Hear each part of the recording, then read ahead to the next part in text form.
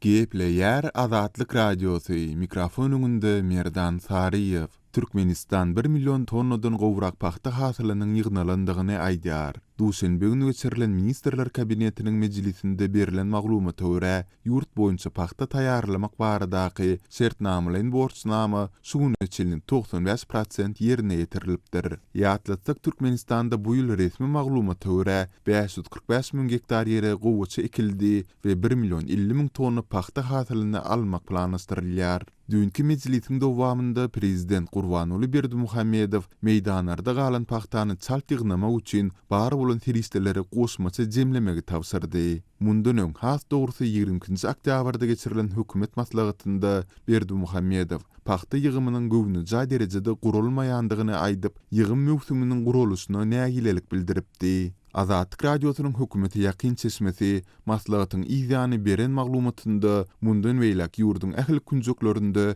raýatlary köpçüliklerin paxta ýygymyny çekmek çäreleriniň güýçlendirilýändigini habar beripdi. Munyň ýygy bilen ýagny 25-nji oktýabrdan başlap türkmen mediasynda ýurdun dürli etraplarynyň paxta taýýarlamak boýunça şertnamalaryň borçnamalaryny ýerine ýetirendigi barada maglumatlar peýda bolup başlapdy. Şol bir wagtda Azatlyk Radiosynyň habarçylary bilen gurrundaş bolan paxtaçy kärendiçiler suw, tehnika we dökün ýetmezçiligi sebäpli gowuçanyň bu ýylky hasyllygynyň pisdigini aýdypdylar.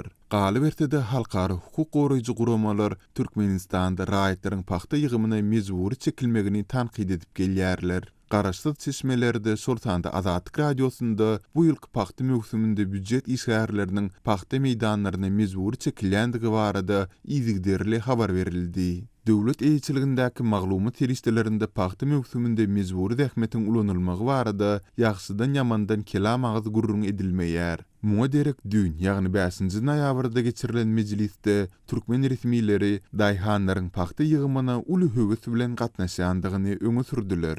1-nji oktýabr güni halkary hukuk goraýjy guramalar prezidentiň saparyna gabatlap BMG'niň New Yorkdaky baş binasynyň öňünde Türkmenistanyň paxta meýdanlarynda dowam edýän mejburi zähmeti protest bildirmek maksady bilen nägilelik çäresini geçirdi.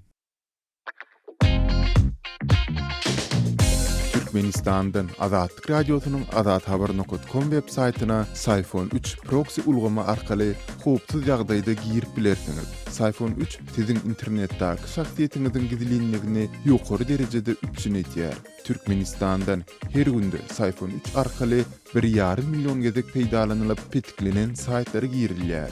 Sayfon 3 dowamly özgörýär. Şonuň üçin ony her 2 hepdeden täzelep durmagy unutmaň.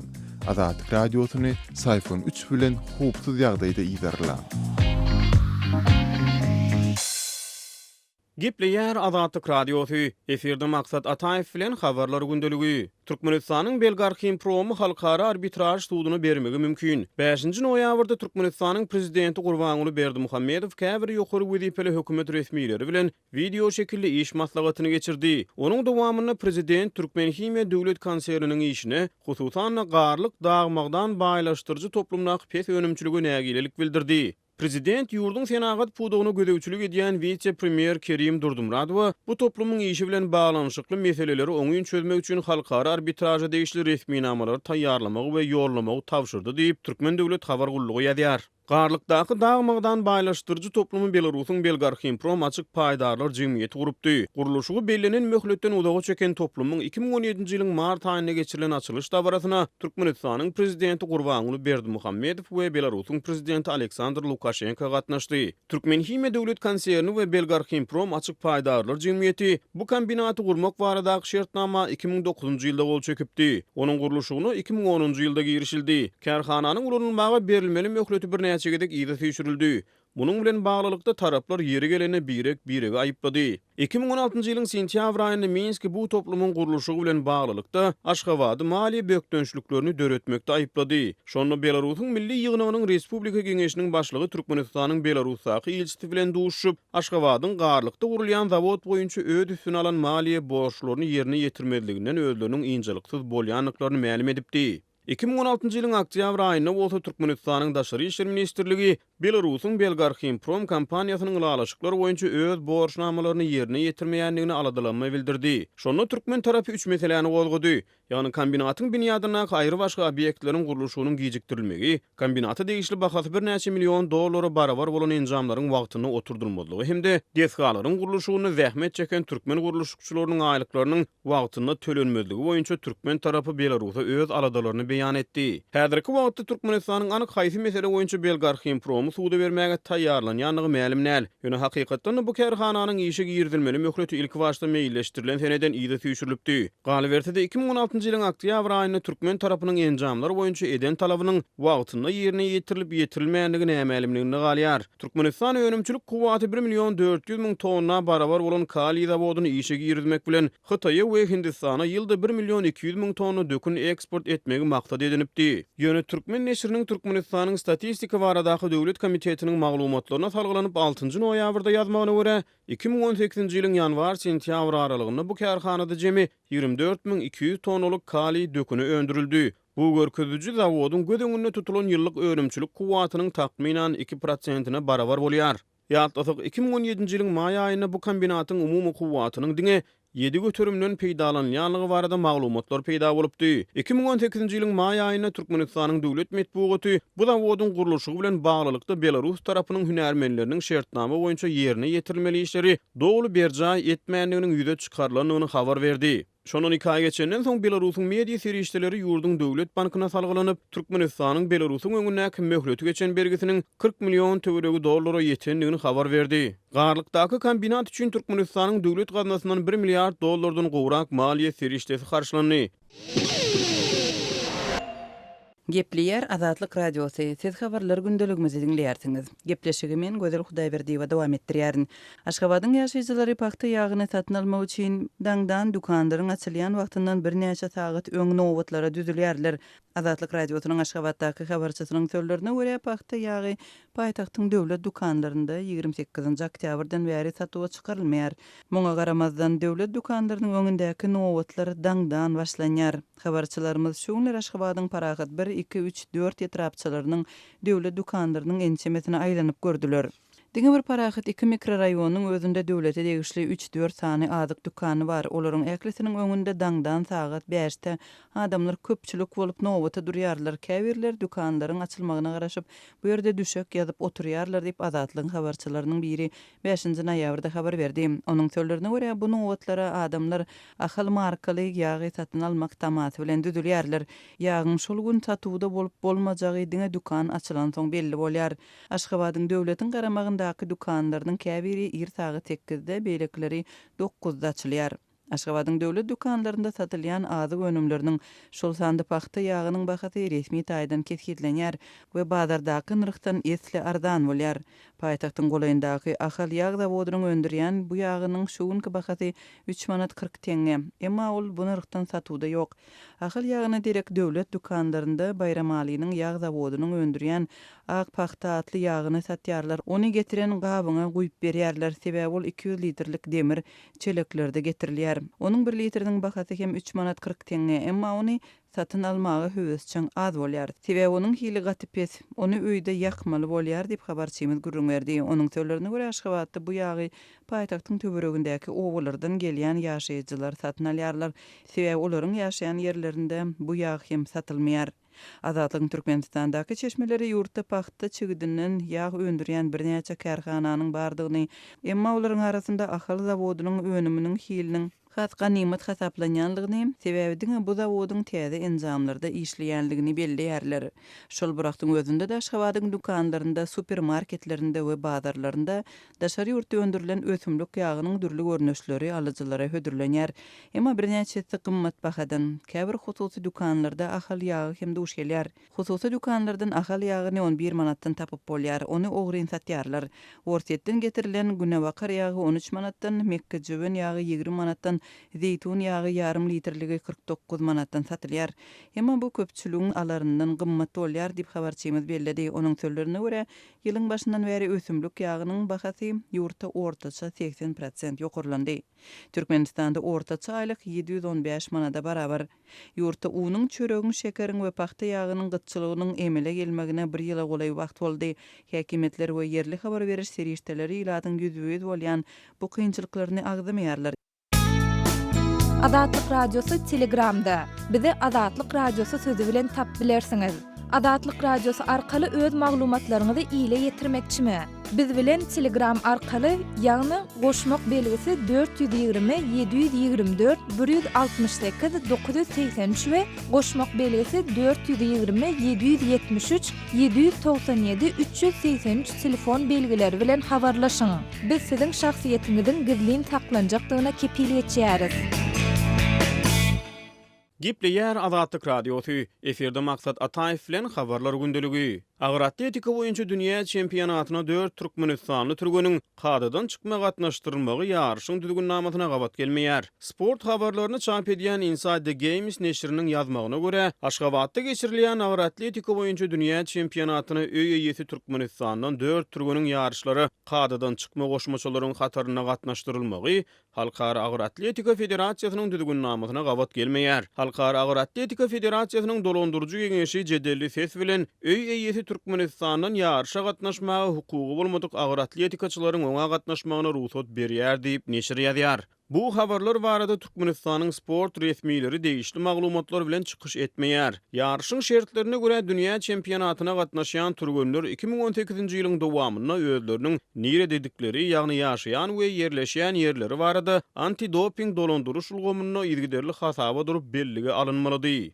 Bu maglumat bazatyny dopinge garşy bütün dünýä agentligi dolandyrýar. Ýylyň dowamyna Halkara Agyr Atletika Federasiýasy bu düzgünü berja etmedik ştangaçylara garşy ýowuz darap geldi diýip Inside the Games ýazýar. Halkara Agyr Atletika Federasiýasy antidoping dolandyryş ulgamyna ýergiderli hasaba durmanlyklary sebäpli 79 türgünü Aşgabatda geçirilýän ýarşlardan çetleşdirdi. Ýöne olaryň hataryndan Türkmenistanly 4 türgene kadadan çykma aýratynlyk berildi. Olara goşmaçylaryň hataryna ýarşlarda çykyş etmäge ruhsat berildi. Galan 75 türgen çetleşdirildi diýip neşir ýazýar. Soňky 3 aýyň dowamyny antidoping dolandyryş ulgamyny özleriniň nire dedikleri ýerleşýän ýerleri barada anyk we dogry görnüşdäki maglumatlar bilen üpçün etmedik sportsmenler ýarşlara gatnaşmagy hukuksuzdur diýip Halkara Agyr Atletika Federasiýasynyň geçirýän çäresiniň düzgünnametynyň 14-nji bendinde aýdylýar. Türkmenistanly türgenler bu düzgünü berja etmediler diýip sport neşri ýazýar. 1-nji 10-njy noýabr aralygynda Aşgabatda geçirilýän agyr atletika boýunça dünýä çempionatyna Türkmenistandan jemi 12 türgen gatnaşyp olaryň 4-üsi kadadan çykma goşmaçylaryň hataryna çykyş edýär. Nowatdan daşary sanawy goşulan goşmaçylaryň hataryna 61 kilogram agram boýunça çykyş edýän Omurguly Handurdyýew we Pirguly 89 kilogram agramna çykyş edýän İzzatbek Merýedow hemde 102 kilogram agramna çykyş edýän Öwed daglaryň atlary bar. Bu ýagdaýlar boýunça neşiriň soraglaryna beren jogabyny Halkara Agyr Atletika Federasiýasy 27 döwletden 79 türgeniň özleriniň bolan ýerleri barada anyk maglumatlary sistemada wagtyny belligi aldyrmanlyklary sebäpli ýarşlardan çetleşdirilendigini ma'lum etdi. Çetleşdirilenleriň hataryny öýesi döwletden az sany türgeniň ýarşlaryň açylyş we ýapylyş dawralaryna gatnaşmaklaryna hemde ringe çykyp ştanga götürmeklerine ruhsat berildi. Ýöne olaryň netijeleri hasaba alınmaz. Olar bäsleşmek hukugundan mahrum edildi diýip Halkara Agyr Atletika Federasiýasy Inside the Games'e beren jogabyny aýdypdyr.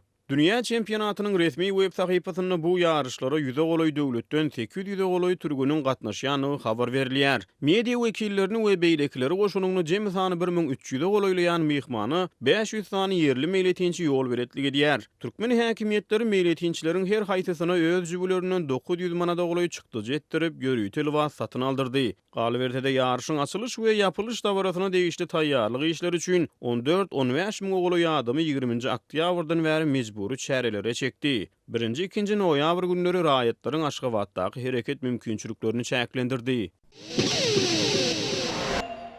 Gepleýär Azatlyk Radiosu. Habarlar günneligi gepleşigimizi men Döwlet Baýhan dowam etdirýän. Pulunu owurladanlar resmiýlerden sebäpkärleriň jogapkärçiligi çekilmegini soraýarlar. Lewap vilayatynyň Halaç etramynyň Garawekul şäherçesindäki Daýhanman Döwlet Täjirçilik bankyna kassada işlän zenanyň döwlet bahasyndan dollara öwürmek maksady bilen ýyňnan pullaryny öz hasabyna geçirendigi we soňam organ işgärleri aýtmyşlaýyn adamsy bilen Türkiýe gidendigi öňe sürilýär. Müşteriler bolsa häzir resmiýlerden olaryň jogapkärçiligi çekilmegini talap edýärler. Howpsuzlyk sebäpli adynyň efirde agzalmazlygyny soran Lewap vilayatynyň Halaç etramynyň Islam geňeşliginiň Türkiýeňiň käbir ýaşaýjylarynyň aýtmagyna görä, owalky üzümçülük häzirki Niýaz Fadanaky Daýhan birleşiginiň ýaşaýjysy bolan 1987-nji ýylda dogulany Ş.A. adly Zenan Daýhan Bank Döwlet Täjiçilik Bankyna 2016-njy we 2017-nji ýyllarda kassada işlän nöwründe galp ýollardan müşterilerinden alan pullaryny öz hasabyna geçiripdir. Aýdylşyna görä adamsa aýalyna bu işte ýaranlyk edipdir. Şol ýerde Hytaýlylaryň ýol ötündäki tebi gaz firmasynda işlän onuň adamsy 1985-nji ýylda dogulan H.A.A. 20-den gowrak öz iýleşinden we şol sanly köp sanly owodaşyndan döwlet bakasyndan dollar alyp bermek wadasy bilen köp mukdarda pul ýygnapdyr. Ýöne soň olary yzyna gaýtarmandyr. Arz edenler Zenan Ş.A.nyň Daýhan Bank Döwlet Täjiçilik Bankynyň üstü bilen 4 milyon manat töwereginde pullaryny galplaşdyranlygyny aýdýarlar. Olaryň aýtmagyna görä, wada berenler dollar satyn almak isleýänlere puluny özüne getirip tapşyranmakaly nähilidir bir resminama hem bermendir. Puluny aldyranlygyny aýdýanlar ýagdaýy halaç etramynyň organ işgärlerine bildirenne olardan çatynjanyň 27-nji ýanwarda Türkiýe gidenligini öwrenipdir. Müşteriler öz arz şikayetlary esasynda başladylan derňe işiniň netijesinde bank ulgamyna galplyklaryň amala aşyrylandygynyň äşgär edilenligine garamazdan olar barada halkara gözlegiň henide çenli başladylmanlygyny belleýärler. Puluny aldyranlygyny aýdýan raýatlar häzirki döwürde halaç etrafynyň prokuraturasyndan we polisiýasyndan bu urdaky öz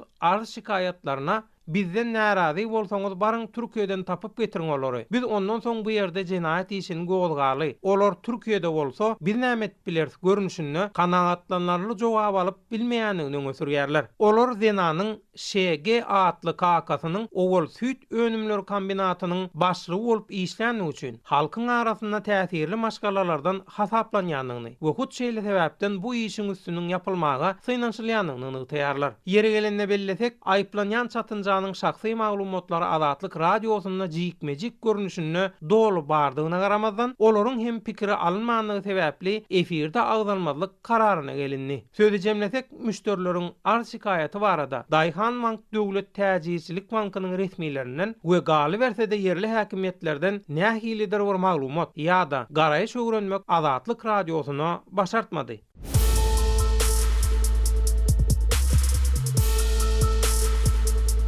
Öz sewitingizde bolýan wakalar barada adatlyga maglumat bermek isleseňiz, biziň Facebook hasabymyza ýazyň. Bizi gözlegi bölümine Azatlyk Radiosu ýazyp tap bilersiňiz. Siz suratlaryňyzy we videolaryňyzy hem ýollap bilersiňiz. Azatlyk siziň şahsiýetiňizi gizlinlikde saklar. Siz bolan wakalar barada maglumat beriň, biz hem habar bereriz. Gepleýär Azatlyk Radiosu. Habarlar gündeligini halkara temasyndan dowam etdirýär. Efirde siz bilen men Araz Perwiş. Amerikanlar häzir orta möhlet saýlawlar diýip adlandyrylýan ses berişlige taýýarlanýarlar. Bir neslin ömrüniň dowamynda geçen en gazaply daraş bolan bu ses berişlikde ele geçirmäge synyşylýan Birleşik Ştatlaryň Kongresine kontrolluk. 6-njy noýabrda geçen saýlawlaryň netijeleriniň Donald Trump'yň 4 ýyllyk prezidentlik möhletiniň galan 2 ýyllyk döwrüne hem güýçli täsir etmegi ähtimal. Dalaş Wakillar öýüniň 435-den ibaret ähli orunlary 100 orunlyk senatyň hem 35 oruny barada barýar. Respublikanlaryň Wakillar öýündäki köplük oruny 23.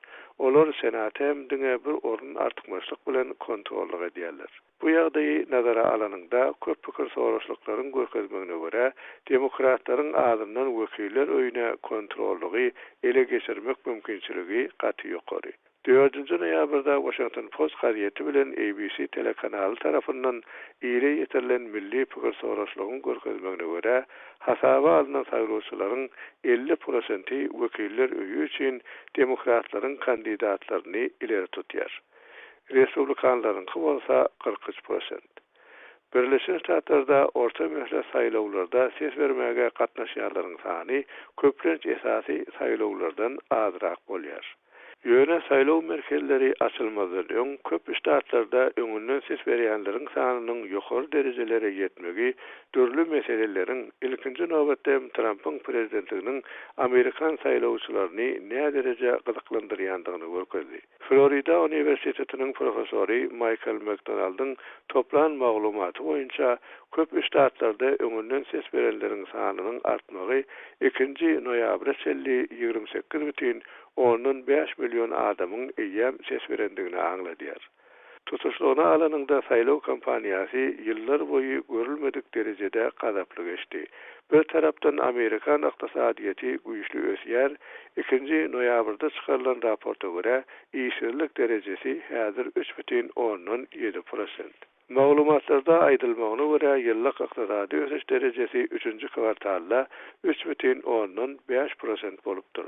Muňa hem belli bir derejeçenli sebäp bolan respublikanlaryň öten ýyl salgyk derejesini peşeldendigi. Adaty ýagdaýlarda bular ýaly zatlar her 2 ýyldan geçýän kongres saýlawlaryna prezident bilen onuň partiýasynyň odunyň pohtalanmagyna getirýär.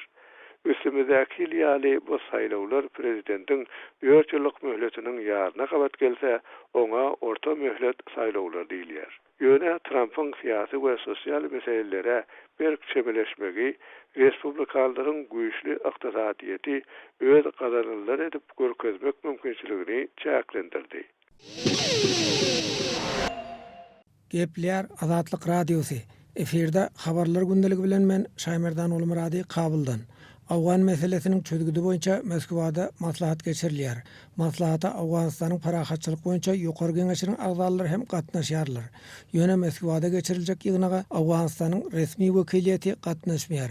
Çünki oňa Taliban toparynyň wekilleri hem çağırlypdyr diýip Awganistanyň Daşary işler ministrliginiň sözçüsi Sabgatullah Ahmedi Azatlyk Radiosyna aýtdy. Moskwada geçirilen öňkü ýygnaklara Awganistanyň resmi wekiliýetiniň gatnaşandygyny hem Ahmedi bildirdi.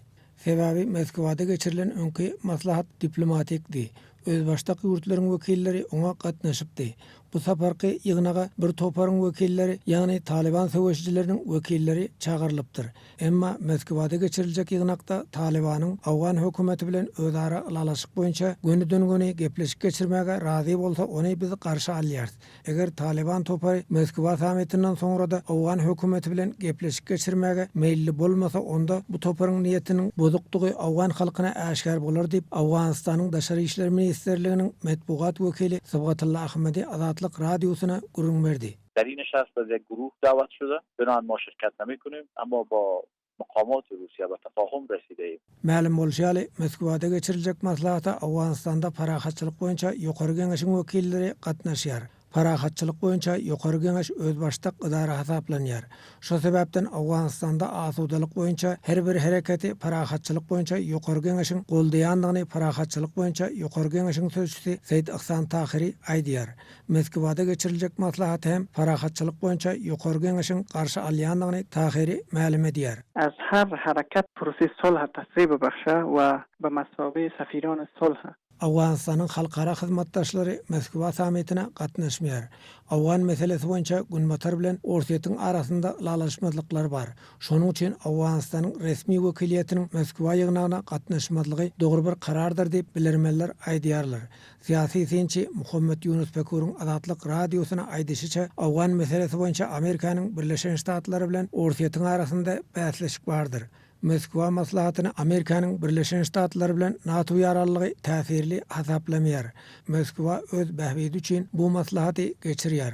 Moskwa sammiti Awganistanyň ziýanynadyr diýip Pekur belledi. نشست مسکو یک نشست رقابتی روسیه علیه امریکا و ناتو. Awganistanyň Milli Meclisiniň agzasy deputat Aryan Yun bolsa, parahatçylyk boýunça geçirilen her türlü çäreden Awganistanyň peýdalanmalydygyny aýdýar. در این شرایطی که افغانستان قرار داره هر نوع کوششی که به خاطر آوردن صلح در افغانستان. Qadirli dinleyijiler, şunuň bilen habarlar gündeligi gepleşigimizi geçirip guturýarys. Azatlyk Radiosynyň tolkunlarynda galyň.